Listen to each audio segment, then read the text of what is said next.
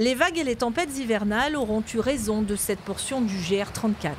À Pleumeur ce week-end, le sentier des douaniers qui surplombe la mer s'est effondré sur une vingtaine de mètres, suscitant la curiosité des promeneurs, mais pas vraiment leur surprise. Il y a toujours des fissures dans les murs. Maintenant, avec la violence de la mer, les fissures, elles ne s'amenuisent pas, elles s'agrandissent. Donc à un moment donné, ça se creuse et puis ça fait ce qu'on voit là, quoi. Ça fait des dégâts. Désormais, des barrières en protègent l'accès, comme c'était déjà le cas un peu plus loin, là où le sentier s'est effondré il y a 2 ans. Le centre de rééducation de Kerpape, propriétaire du terrain et donc du sentier, n'envisage pas d'entreprendre des travaux trop coûteux. Il pourrait donc fermer cette portion du GR devenue trop dangereuse, en attendant un éventuel coup de pouce de l'Orient Agglomération.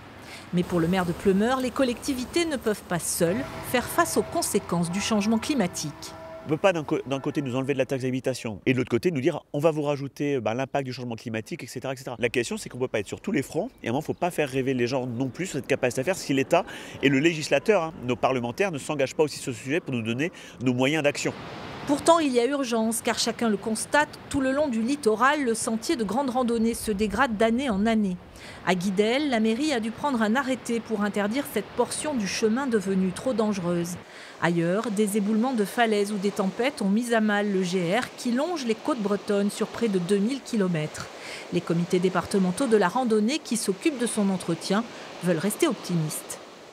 Là, ce qu'on va faire, c'est effectivement répertorier les endroits sur tout le GR34 où on a eu quelques soucis. Bon, ça reste quand même un sentier qui est quand même très intéressant et ça ne remet pas en cause sa réputation. Le GR34 a été élu sentier préféré des Français en 2018 et chaque année, plus de 9 millions de personnes le parcourent en tout ou partie.